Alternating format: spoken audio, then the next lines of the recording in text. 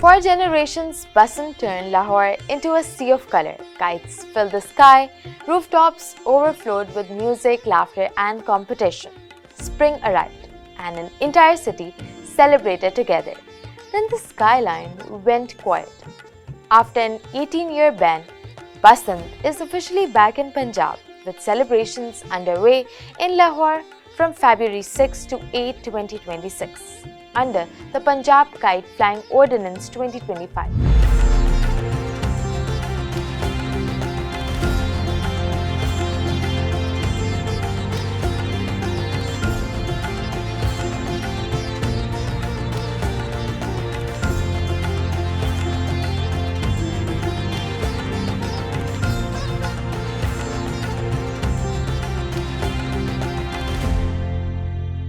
Supporters call it a return of Lahore's identity.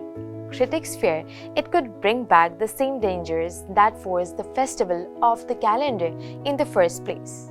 So what is Basant? Why was it banned? And what makes this revival different? Let's break it down. Basant is a spring festival rooted in the South Asian subcontinent, celebrated through kite flying, yellow attire, music, and feasts. It marks the shift from winter to spring around late February, when mustard fields bloom yellow across the Indo-Gangetic plain. Yellow clothing mirrors those fields, and the festival becomes a public symbol of renewal, warmth, and prosperity.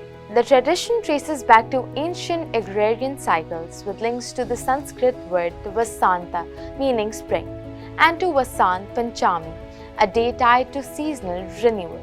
Over centuries, it took in spiritual and cultural layers too, including Sufi influences that integrated Basant into shrine celebrations. In Punjab, Basant grew into something far bigger than a seasonal marker.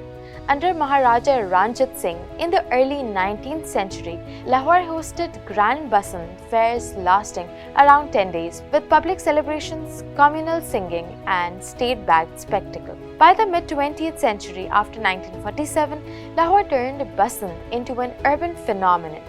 Rooftops became arenas, kite-flying teams formed under ustads, patangbazi became competitive and commercial. Music, food, and tourism followed.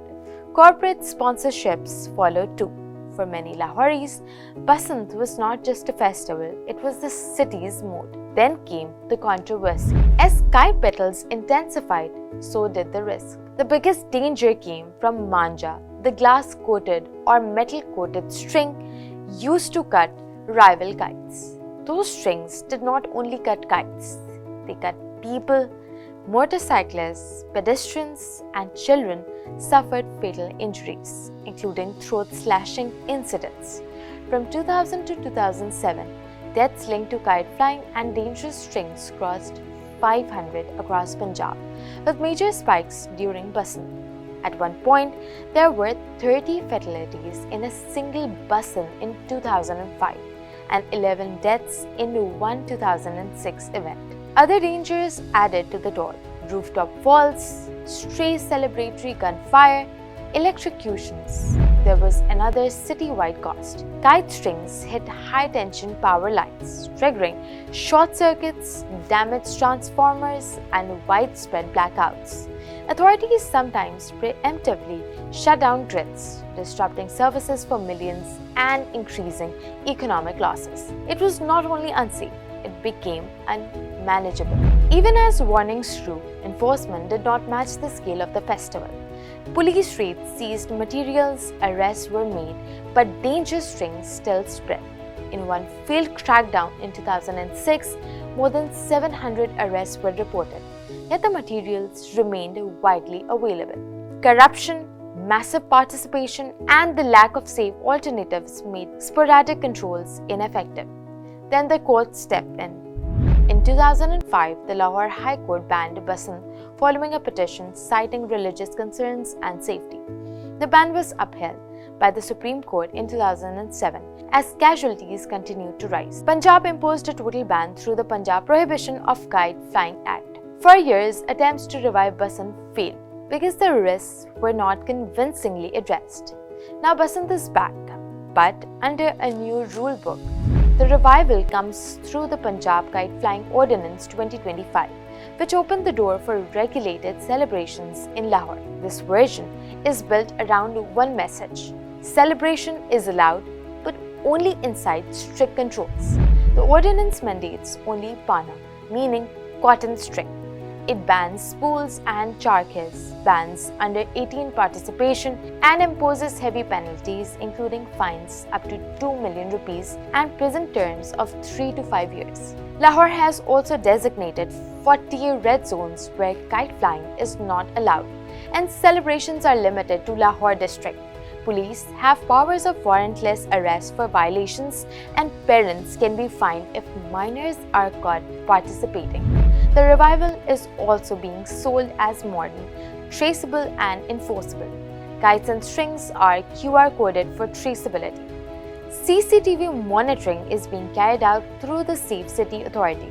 Drones and police teams are patrolling rooftops. And one of the most visible safety measures is aimed at the biggest past risk: motorcycle injuries. 1 million motorcycle safety rods have been distributed, free, costing 110 million rupees, to prevent throat cut injuries from stray strings. Registered vendors are also part of the model, bringing sales into a regulated system and improving tax compliance. The debate is not over. Supporters see this as Lahore reclaiming a part of itself. Overseas Pakistanis and cultural advocates describe it as a revival of heritage and identity. Critics worry the safety framework will not hold once crowds grow or once enforcement weakens. Some have petitioned courts over enforcement gaps, pointing to earlier failed revival attempts. There is also a wider question across Punjab. While Lahore is allowed to celebrate under regulation, illegal kite manufacturing and flying continue in other cities, and enforcement outside the provincial capital has historically been uneven. That raises the real test: not whether Basant can return for 3 days, but whether it can return without returning to bloodshed. Basant has always been more than kites. It's a festival tied to spring, renewal, and community, shaped by centuries of Punjabi culture and history. In Lahore, it became a city-wide spectacle that defined an era. Now it is being rebuilt as a controlled event, regulated, monitored, and traced. The question is simple: can Lahore bring Basant back without bringing back the tragedies that once forced it away? This week, the kites are ready. The rooftops are filling, and as Lahore looks up again, the real measure of this revival will be what happens after the celebration begins.